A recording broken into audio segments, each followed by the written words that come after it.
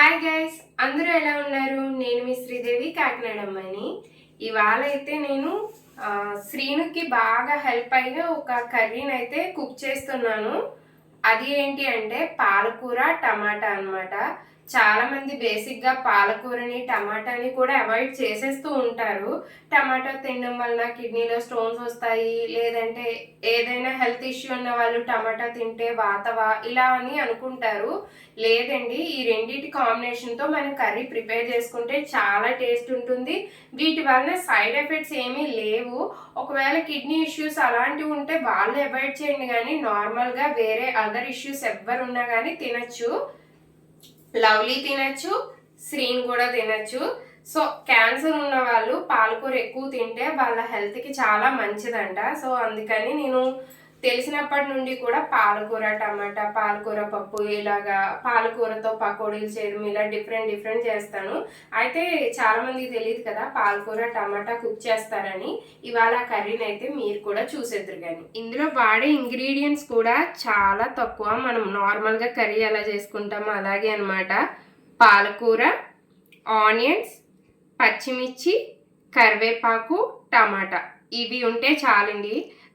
ఇంకా వేరే అదర్ ఏమి ఇందులో యాడ్ చేయక్కర్లేదు. అంటే పసుపు, ఉప్పు, కారము ఇలాంటివి యాడ్ చేస్తామనుకోండి, వేరే ఇంగ్రీడియంట్స్ ఏమీ యాడ్ చేయకపోయినా చాలా టేస్ట్ అయితే ఉంటుంది. ఇంకా కుకింగ్ అయితే స్టార్ట్ చేసేద్దాము.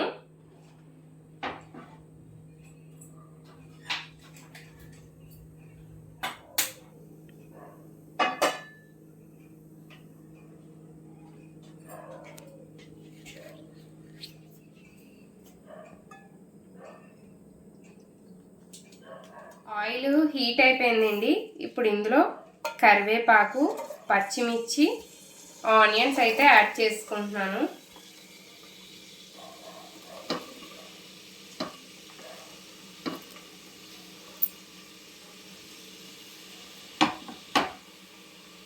ఇందులోనే ఇప్పుడే సరిపడా సాల్ట్ కూడా వేసుకుంటున్నాను నేను.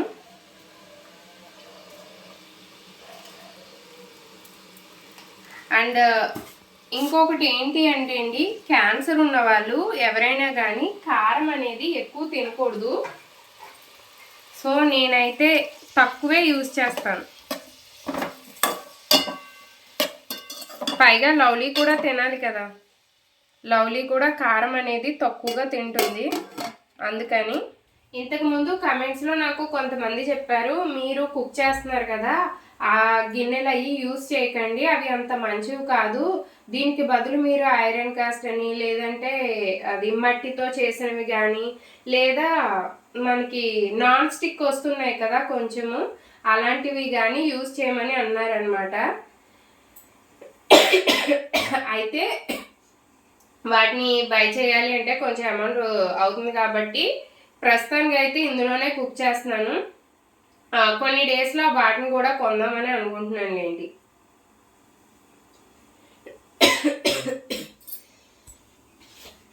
ఇంకొక డౌట్ ఉంటుందండి చాలా మందికి, క్యాన్సర్ ఉన్న వాళ్ళందరూ పచ్చం చేయనవసరం లేదు. అయితే కొంతమందికి ఏంటి అంటే ఆకుకూరలో కొన్ని రకాలు తినకూడదు అని అనుకుంటున్నారు.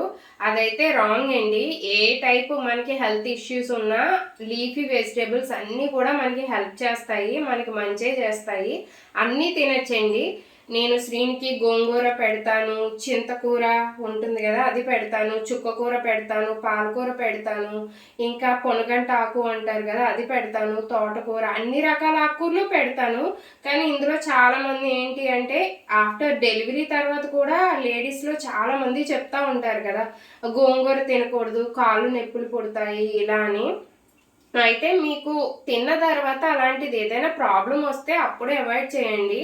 నాకైతే ఇలాంటిదే నేను అనుకున్నాను అనమాట. గోంగూర అలాంటివి మా హస్బెండ్కి పెట్టాలా లేదా అని థింక్ చేస్తూ ఎందుకు వచ్చిన డౌట్ అని డాక్టర్ని అడిగితే ఆయన చెప్పారు అన్నీ పెట్టచ్చమ్మా, ఇంకా చెప్పాలి అంటే ఈ గోంగూర అలాంటివి తినడం వలన ఆయనకి సి విటమిన్ అనేది ఎక్కువ వస్తుంది, కొంచెం ఆయనకి బెనిఫిట్ ఉంటుంది అని చెప్పారనమాట. నేను అప్పటి నుంచి కూడా అన్ని రకాల లీఫీ వెజిటేబుల్స్ డిఫరెంట్గా కుక్ చేస్తున్నాను. ఆ కుక్ చేసినప్పుడు కూడా స్టార్టింగ్లో డాక్టర్ని అడిగితే వాళ్ళు కూడా విసుక్కోకుండా బాగానే చెప్పారు నాకు అన్నీ కూడాని. సో ఇలా తినచ్చు, ఏం ప్రాబ్లం లేదు అన్నారు.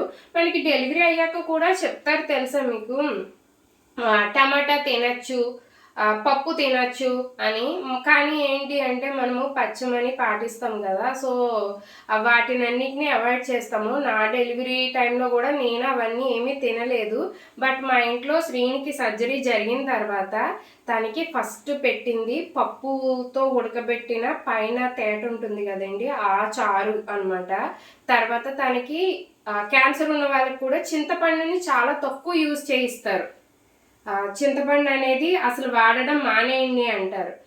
దాని ప్లేస్లో మనం ఏం యూజ్ చేసుకోవాలి అంటే నిమ్మకాయ అంటే లెమన్, లేదు అంటే టమాటా పెట్టేస్తే కాలు పట్లు అయ్యి అనేది అస్సలు నమ్మకండి. ఇంకా మా అమ్మకి కూడా రీసెంట్గా సర్జరీ జరిగింది కదా, తనకి కూడా ఫస్ట్నే అన్ని రకాలు తినేయచ్చు అని చెప్పారు. మా అమ్మకు కూడా పెట్టాము. అయితే పప్పు తింటే ఇలాగా కుట్లు మానవు ఇలాంటివన్నీ అవంతా ట్రాష్ అండి. మా అమ్మకి అన్ని రకాలు పెట్టాను, మా హస్బెండ్కి అన్ని రకాలు పెట్టాను. వాళ్ళిద్దరికీ బాగానే స్టిచెస్ అయితే మానిని.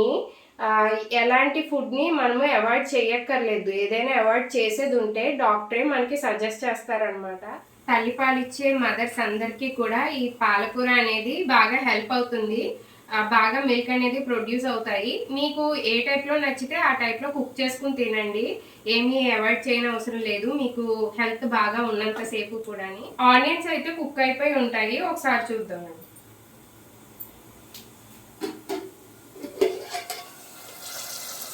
ఓకే, కలర్ చేంజ్ అయిపోయింది కదా. సో ఇప్పుడైతే ఇందులో పాలకూర వేసేస్తున్నాను.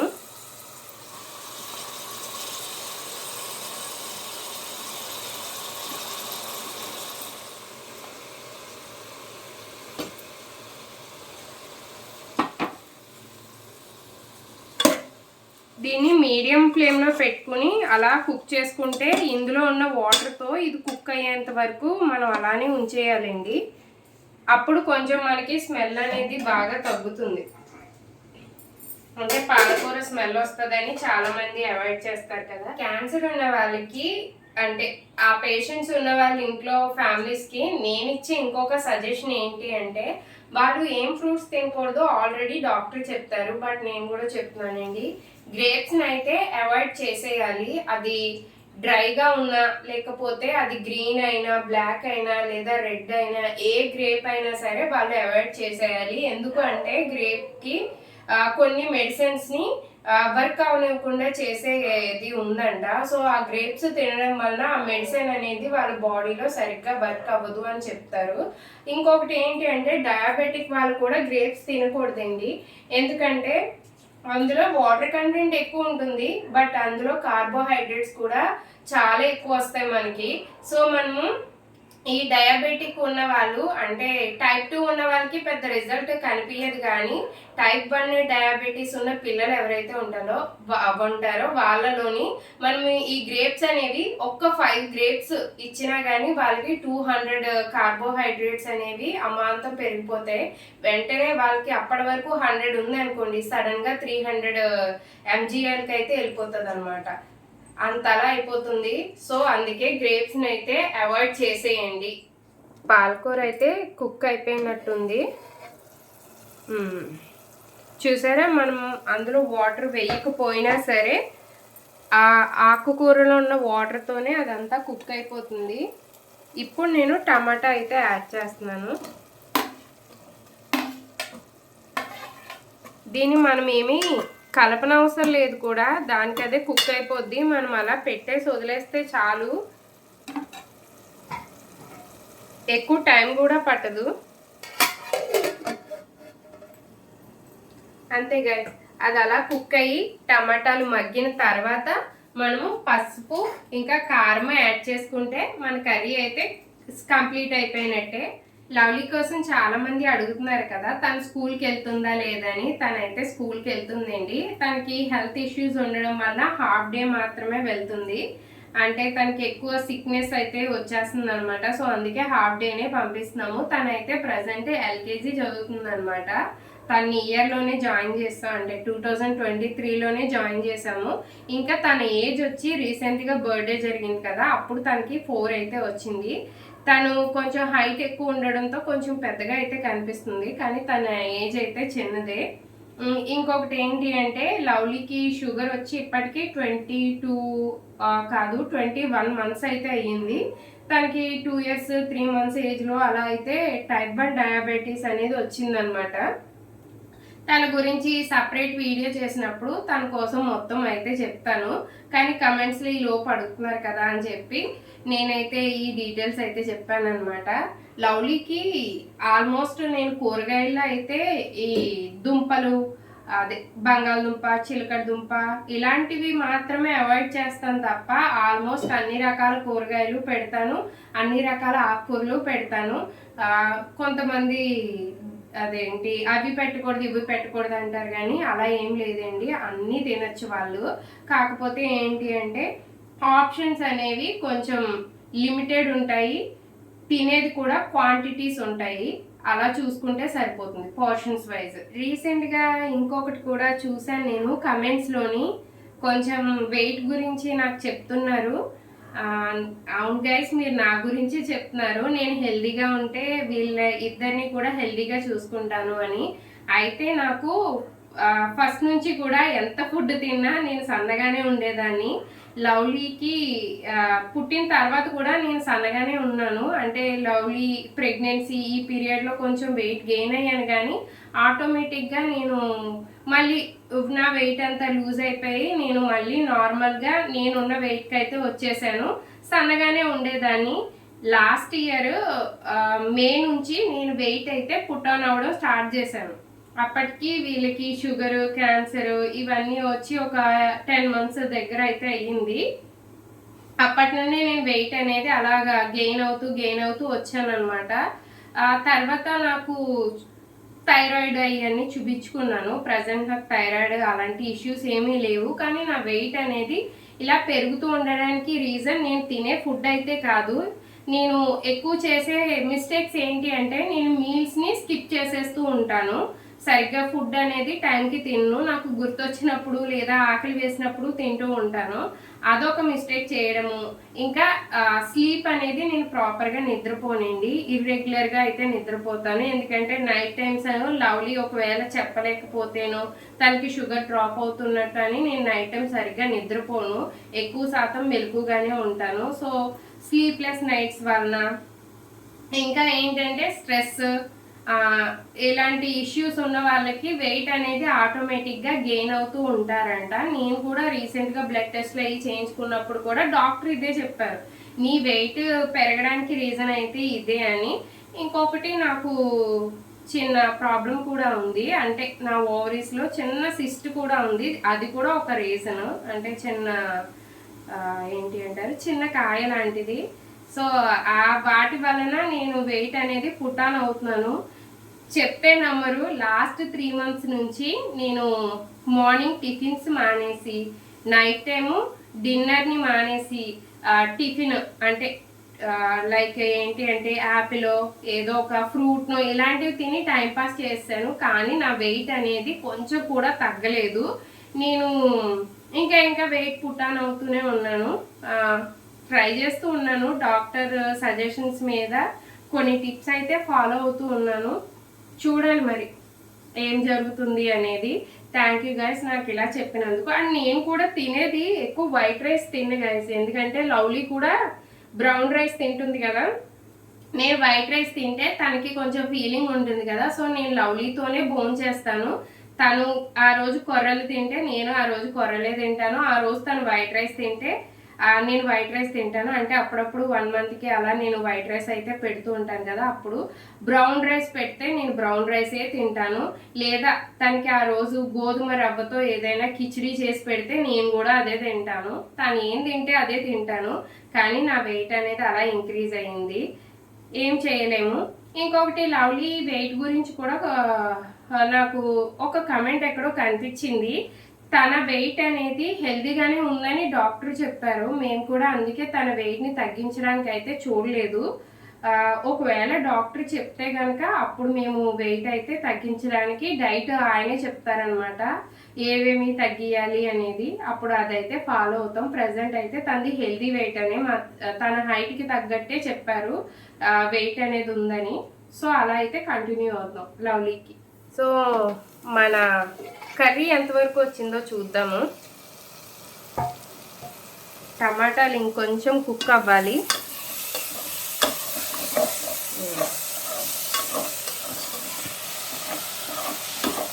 ఇప్పుడు ఆయిల్లో మగ్గుతూ ఉన్నాయి.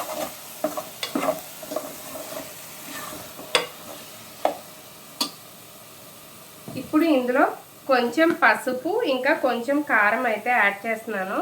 నేను కూరలో పసుపు కూడా కొంచెం ఎక్కువే యూజ్ చేస్తానండి, ఎందుకంటే పసుపు ఎలానో యాంటీబయోటిక్ కదా అని చెప్పి. నేను కారము చూసారు కదా ఈ స్పూన్తోనే యూజ్ చేస్తాను. మిగిలిన వాళ్ళు ఎలాగా తింటారో తెలియదు, కానీ ఈ కారం అనేది చాలా తక్కువ. ఇది 1/2 టేబుల్ స్పూన్ అనమాట. నేను ఒక్క స్పూన్ కూడా కారం ఫుల్గా వేయట్లేదు, ఎందుకంటే శ్రీను కారం అనేది తినకూడదు. లవ్లీ అయితే కారం ఉన్న ఫుడ్ని అంతగా ఇష్టపడదు అనమాట. నా వాయిస్ కనుక మీకు క్లారిటీగా అనిపించకపోతే గైస్ దాన్ని ఏమనుకోకండి. మనము తర్వాత మైక్ కొనుక్కొని అప్పుడు క్లారిటీగా అయితే వాయిస్ ఇస్తానన్నమాట. ప్రజెంట్ అయితే ఇలా రీసౌండ్స్ వస్తే మాత్రం ఏమనుకోకండి గైస్. ఒకసారి కర్రీని చూద్దాం రండి. ఓకే, చాలా బాగా అయితే కనిపిస్తుంది నాకు. నాకైతే నోరు ఊరుతుంది అనమాట. టేస్ట్ కూడా అంతే బాగుంటుంది, కానీ నేను ఇప్పుడు తిన్ను, స్కూల్ నుండి వచ్చాక తింటాను. నేను మార్నింగ్ కుక్ చేసేసి స్కూల్కి వెళ్తాను, లేదు అంటే అన్నీ కట్ చేసేసి స్కూల్ నుండి వచ్చాక కుక్ చేస్తాను. ఎందుకంటే నేను స్కూల్లో హాఫ్ డేనే చేస్తున్నాను అనమాట. అది నాకు స్పెషల్గా అయితే ఆ టైం అనేది నాకు ఇచ్చారు, ఏ టీచర్కి ఇవ్వరు. నాకు కొంచెం పాపతో అడ్జస్ట్ అవుతుందని అలా అయితే ఇచ్చారు. ఇంకా లవ్లీకి ఏ రైస్ పెడుతున్నారు అనేసి చాలా మందికి కన్ఫ్యూజన్ ఉంది కదా, ఒకసారి చూద్దురు కానీ రండి.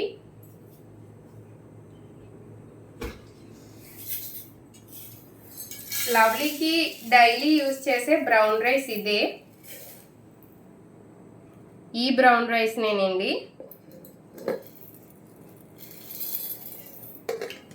ఈ బ్రౌన్ రైస్ అయితే నేను బయట విడిగానే తీసుకుంటున్నాను. సో ఇంకా ఏమి యూజ్ చేస్తున్నాను అంటే తన కోసం ఇదిగోండి, ఇవి కొర్రలు, సామలు, అరకలు, ఈ మూడింటిని మిక్స్ చేసి లవ్లీకి పెడుతున్నాను. కొంతమంది ఇది మిక్స్ చేసి పెట్టడం మంచిది కాదు అంటున్నారు. నేను డాక్టర్ గారు చెప్పినప్పుడు మిక్స్ చేసి పెట్టచ్చు అని చెప్పారు, అందుకే నేను అలానే పెడుతున్నాను. ఇవి ఇంకా నేను లవ్లీకి గోధుమ రవ్వతో ఏమైనా చెయ్యండి అని కొంతమంది చెప్తున్నారు కదా, నేను గోధుమ రవ్వ కూడా పెడతానండి లవ్లీకి. ఇదిగోండి నేను యూజ్ చేసేది. ఇది కూడా నేను మనకి మిల్లు ఉంటుంది కదా, మిల్లులో అన్నీ అమ్ముతూ ఉంటారు కదా, వాళ్ళ దగ్గర నుండి అయితే తెస్తానన్నమాట ఈ గోధుమ రవ్వని. ఇది యూజ్ చేస్తున్నాను. లవ్లీకి అంబలి కూడా ఇస్తానండి, చోడిపిండి కూడా ఉంటుంది ఇంట్లోని.